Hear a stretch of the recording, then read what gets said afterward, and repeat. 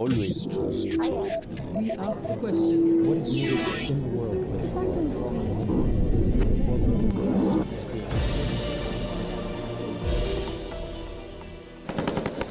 be? We live in a time when extremism is on the rise, spreading not only in regions facing conflict, but also in communities that used to live in peace. Clearly, the international community is facing a new type of battle, a battle against radical ideologies. But how do you fight it? And what drives extremists? The Global Community Engagement and Resilience Fund, based in Geneva, says it has the answers and is now working with communities to stop the spread of radicalization. Today, the man behind this effort, Dr. Khalid Koser, talks to Al Jazeera.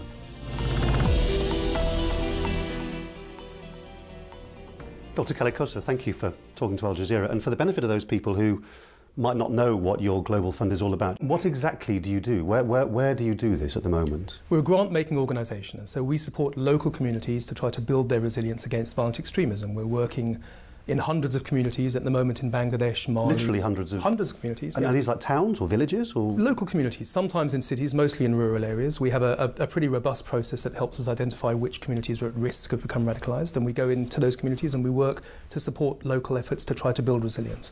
We think we're reaching at the moment around 1 million people, and just to be clear, that's 1 million people who are now developing the wherewithal to resist the draw to violent extremism, and that's 1 million people who now have the capacity to do something more constructive with their lives. That's a positive influence. And which countries is this in? You mentioned Bangladesh. We're currently in Bangladesh, Mali and Nigeria, yes. Shortly in Kenya and Kosovo, and we hope in Myanmar and Tunisia quite soon as well. And so if you're in a country like Mali, for example, you have what, local people going and do you? And they say to them, don't join Al-Qaeda in the Maghreb, do something else instead. Well, it's a bottom-up approach. So we try not to be prescriptive. We try not to say we have the answers, we're coming to your community to tell you the answers. We try to speak to mothers, sports coaches, clerics, imams, and ask them what they think the problem is. And that's the point. I think they, with respect, know more than you and I do about what's going wrong in their societies. What they don't have is the money. And so my fund is about trying to fill that gap. You have a great idea, you're a sports coach, you're an unregistered NGO, you're a mother who has some concerns, you need a few $1,000s to launch an idea. That's what our fund is about, trying to support you in launching those initiatives. And if you give young people something to do, then they don't have idle work, makes hands for the devil. Sort of. One would hope so. I mean, I think our projects fall into 3 main categories. One category is about raising awareness. What does it look like when someone in your community is going off the rails or being tempted towards radicalisation? Yeah. Another bucket of responses is mobilising action. Once you've seen there's a challenge, what can you do about it? But the third, and I think the most important, as you've indicated, is creating alternatives. I strongly believe that people are good. I strongly believe that if you give people an alternative, get kids back into education, empower women, then they'll make the right decisions and do something constructive with their lives rather than being tempting down this wrong route. And who are the people that you send into these communities? I'm going to just say this bluntly, does it help if they're brown rather than white, for example? Well, we work with local communities and we work with local NGOs, so it's very much a locally led process. And of course, we have some staff in Geneva who go to try and do some of the monitoring and evaluation. But the point about, to answer your question about the brownness, the point about a fund is it provides access that perhaps bilateral donors like the UK or France or Canada or the USA can't, because let's be honest, there's a lack of trust. I'm a dual national Pakistan in the UK. There are lots of communities in Pakistan that don't want British money because they don't really trust the Brits at the moment, especially around counter-terrorism. Our fund is neutral, it's a pooled fund. We have 14 donors, we're a Swiss foundation, which means we can access communities that perhaps you can't at the moment. You say it's a neutral fund, though it is obviously a fact that one of your donors is the Tony Blair Faith Foundation. I mean, if you were ever to try to do this sort of thing in a country like Iraq, for example, and say to people, you know, we're partly funded by the Tony Blair Faith Foundation and we want you, you know, not to go down the route of extremism. You know, there are people in this country who still want Tony Blair to go to the Hague for war crimes. Do you feel entirely comfortable about where some of your money's coming from? Well, firstly, just to clarify, the Tony Blair Foundation is not a donor, they're a board member. So we have a constituency model on the board which includes donors and beneficiaries and think tanks and foundations. And the Tony Blair Foundation is a foundation. But you're still happy with that association? We are, and I'd answer your question in this way. Whatever the British public think of Mr. Blair, his foundation, I believe, is doing very good work. I think it's promoting tolerance. I think it's one of the leading organisations in this country on these issues, and so we're pleased to have their expertise as part of our board mechanism. But they're not a donor. But in the sense of the wider point, when you go into these communities, wherever they may be, and you say we're a neutral organisation, we're not the British government or the French government in North Africa, and we want to give you some money for good things. Do you never get any suspicion raised against you as to what your motivations might be? Not at the moment. We're a young fund. We've only been doing this for 2.5 years, so it could be that that comes. But I would still maintain that a foundation with 14 donors and an association with the Blair Foundation and other sorts of organisations still has more access than perhaps a bilateral donor waving the Union Jack or whichever flag they may be flying. Of course, there are still challenges. We certainly don't hide who our donors are. But again, we go in with a neutrality that I think does build confidence amongst local communities. And where do you plan to expand to next? Well, as I said, Myanmar and Tunisia, I think, are coming up shortly. And then I think we'll probably focus on regional expansion. I mean, clearly the Sahel is an important part of the world. Clearly the Middle East and North Africa are very significant. The Philippines, I think there's a flashing red light in certain parts there, Mindanao and so on and so forth. So we try to respond to where the challenges are, but don't forget we're focusing on prevention, which makes this an interesting topic because it means we're not necessarily working in areas that have already gone over the edge. We're working in areas where there's a risk of radicalisation, and we hope that if we intervene now, we can stop something happening. And are you doing this at all in conjunction with a government, either locally or nationally? I mean, if you want to go into the Philippines, where it appears an offshoot of Islamic State is growing very fast, would you actually say to the Philippines government, we want to go in and do this? And would you expect a government like them to respond to that? We always work with national governments. I think this is too politically sensitive an issue to try to do off the radar screen or below the horizon. And so far we've engaged, I think, very successfully. So your fund will go to a village or a community inside a city, and you'll say to the local religious or other leaders, here's $20,000 or something, spend it on a sports club, that kind of thing. How do you know they're going to spend it on a sports club? Well, of course, we have a pretty robust process of monitoring and evaluation and audit to make sure they're spending the money responsibly. I think the question you're really asking is, how do we make sure the money doesn't fall into the wrong hands? There's two risks around the work that we're doing. And again, it's risky, difficult work. The reason you set up a fund is to share that risk. We're doing things that a single country might find difficult to do. One risk is the money falls into the wrong hands, and that's a red line. It's absolutely clear to me that if our money starts fueling and funding violent extremism rather than preventing it, then this fund will and should close down. We're spending your taxpayers' money on doing the wrong thing. So we have a very robust anti-terrorism screening process to make sure that every single person, however local level they may be, who's receiving our money, does have a clean bill of health in those terms. And of course it's something we have to keep monitoring, but so far I'm pleased to say there's been no issues. The other sort of risk that is more palatable is that some of the projects we're funding will fail. We're giving small amounts of money to local communities that have never received money before, that may be illiterate, that have no idea really how to do project management and so on and so forth, and we're asking them to have a go. And I think all of our donors and funders understand that sometimes those will fail, but we'd rather give small amounts of money and take risks and be innovative than do nothing at all. When you launched, and as of now, your work is coincided entirely with the growth of the refugee crisis. To what extent did that alter the trajectory of what you've been trying to do? Well, my past is very much about migration and refugees, and I felt that I left my past behind to work on this new area of violent extremism, and of course they're unfortunately colliding. Yes. I mean, the first thing I'd say, and just to put this point out for your viewers, I never thought this was a crisis.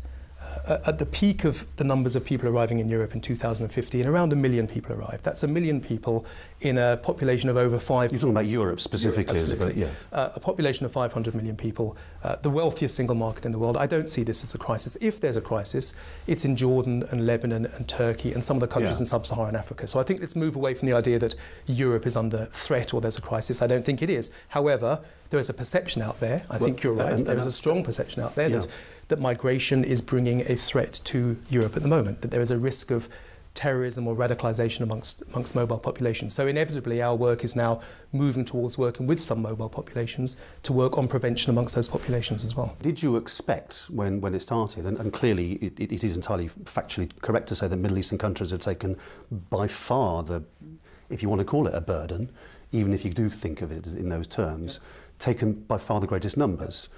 But, I mean, did you expect countries in Europe, say Hungary, for example, or some of the Eastern and Central European countries, to do things like put enormous fences up around their perimeters and to come out with statements that say every one of these people could be a terrorist? I mean, that was an entire campaign in Hungary. But were you anticipating that sort of thing to happen?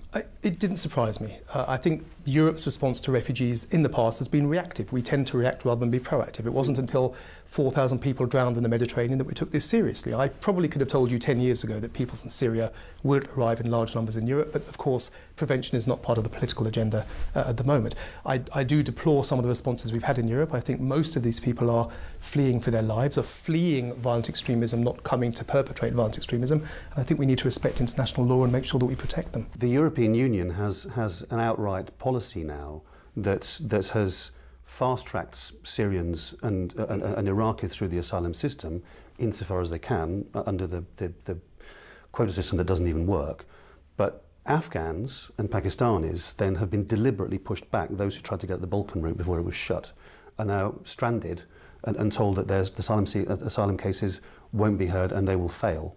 What would you say to European countries and people indeed who say, that guy's from Pakistan, he's an economic migrant, he can't be a refugee? Well, if he or she is from Pakistan, they may well be an economic migrant, but that doesn't mean that they're somehow a terrorist. I think we have to be clear. There are people who may be moving to Europe because they want to work, and I think that's a legitimate reason to work, to move. And I think we should have a managed migration process that allows us to admit a certain number of people under certain conditions to allow them to work. Are all Pakistanis economic migrants, do you think? I would think the majority of people from Pakistan probably are, but certainly not Afghanistan. One wouldn't want to generalise, and I think we have to distinguish those who are arriving because they're fleeing for their lives, and we have an obligation to protect them and assist them, and those who are moving because they want a better job. And frankly, is that such an ignoble thing to do? I think it's quite a noble thing to do. But is it legitimate of these countries to group people by country and say, I mean, there's a section of Pakistan on the border where Al-Qaeda is fighting against ISIS at the moment. If you come from there, then you might have a claim, yes, right? You know? I agree, and yes. yet if Europe is treating everybody as a block, and if you're from a country, then you've got no chance. That can't be the way to do it, can it? I agree. It's a crass, blunt instrument response, but I guess a policymaker would argue that there's a large number of people coming. We need to find a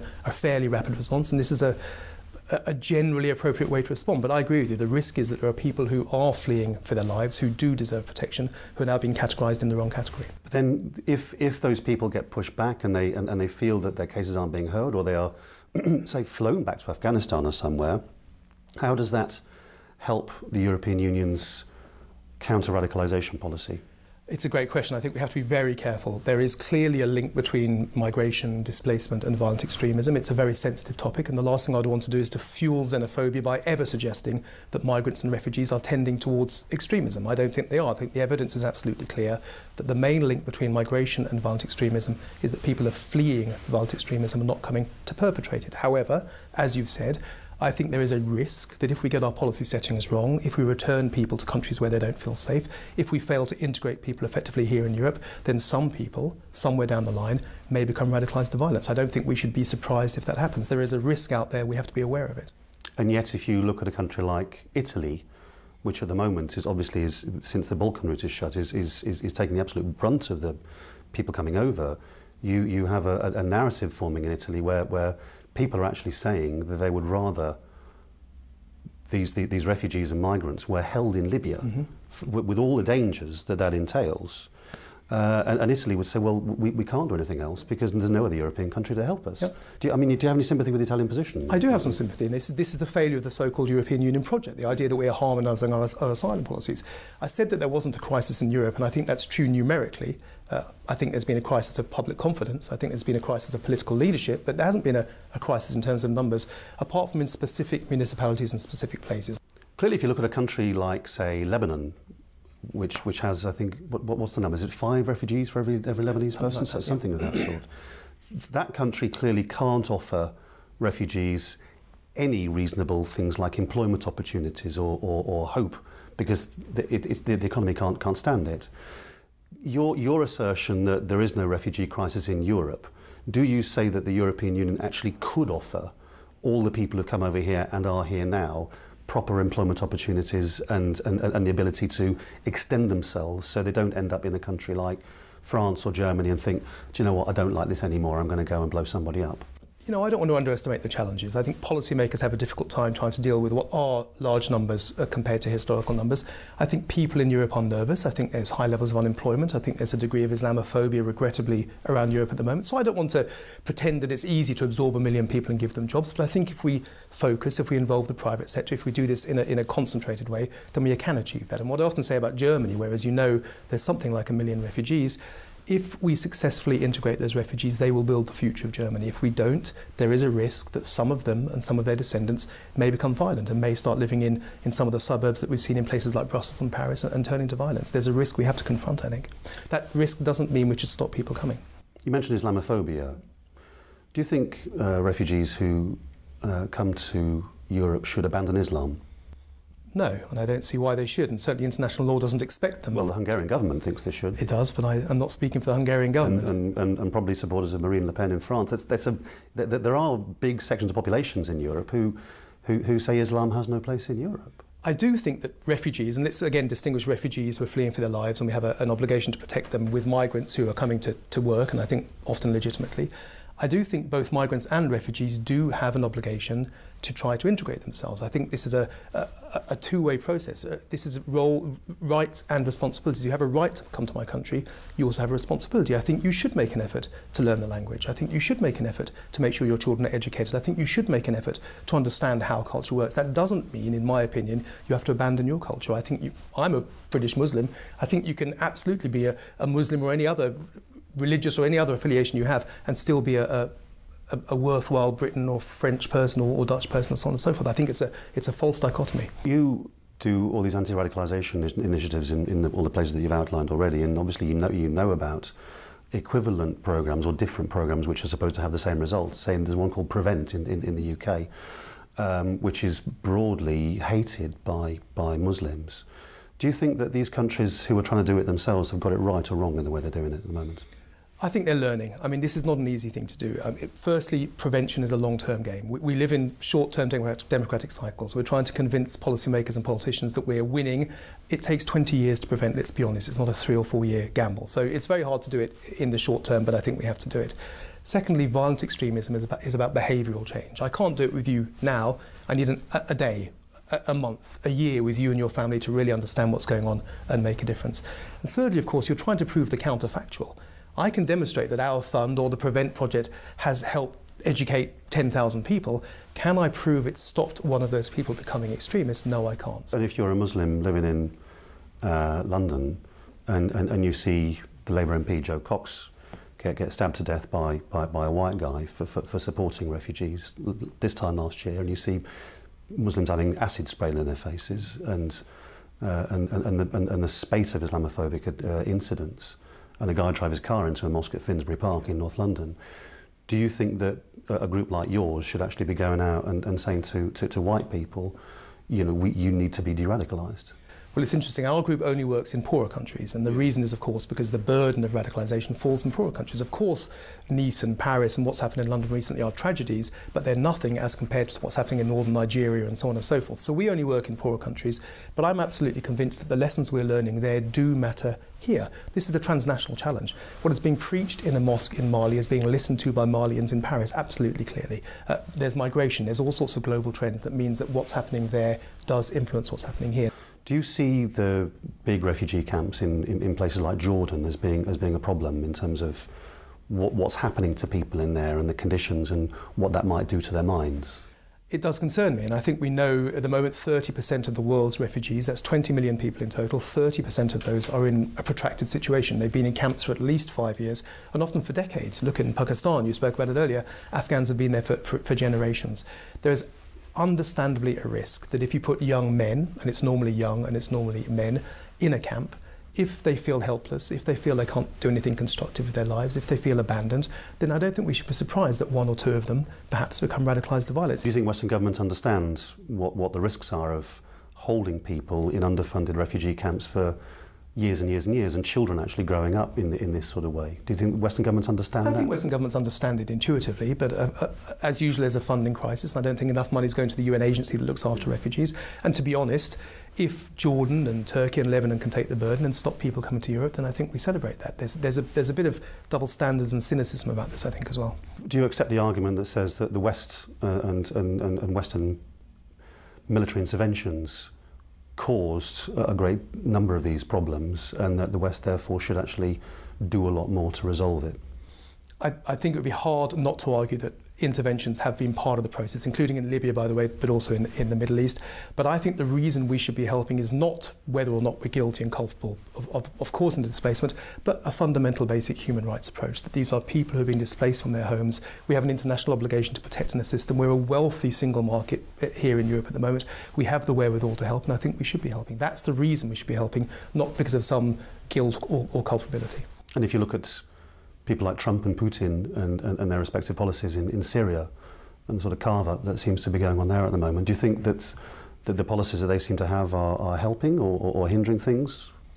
Well, from a displacement perspective, I'm not very hopeful, I have to be honest with you. I can't see a time in the near future when large numbers of Syrians from Jordan, Turkey, Lebanon will be going home. I don't think there's a country for them to go home to at the moment. Some of them will, because some refugees take risks and would rather go home. But again, I think large numbers of these Syrians will stay for long periods of time in those camps, and that there are risks around that. As we're talking, the crisis, the diplomatic crisis in the Gulf shows no particular sign of improving, and some of the charities in Qatar, the Saudis accused of funding terrorism.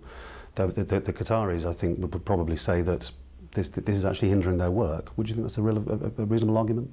Again, I just am not an expert on that particular part of the area. What I would say about Qatar, from our perspective, from the perspective of the Global Community Engagement and Resilience Fund, is that they're a very strong donor of our work. And we, again, are working on preventing violent extremism. They were a founding member. I think they're our second largest contributor. They've been strategically very supportive. I think they're offering to host our next board meeting. So we have a very strong relationship with the government of Qatar on their work to prevent violent extremism via our fund at the moment. But do you think that countries like Qatar should step back from funding military groups or armed groups of any sort in countries like Syria?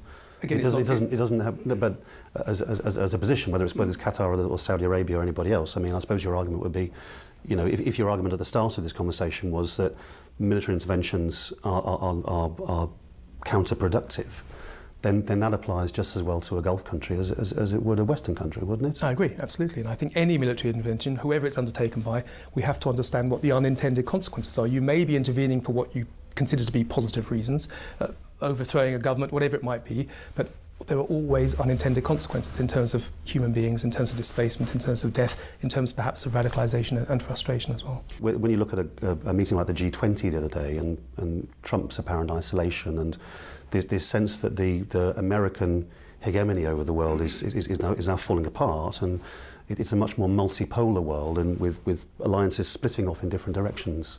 Does that give you any hope, or does it make you feel less hopeful about the sort of things that you're trying to do? I think I have hope. I think I hear you. This is a challenging world at the moment, whether it's Brexit, whether it's President Trump, whether it's what's going on in Russia and so on and so forth. But to go through the issues we've discussed, migration, there are large numbers of migrants, there are too many people drowning in the Mediterranean and so on and so forth, but we are trying to do something about it. I don't think we're just ignoring it. We have a long, large-scale process led by the UN, and we can be cynical of the UN, but led by the UN to try to correct our responses to migration. So something at last is taking place.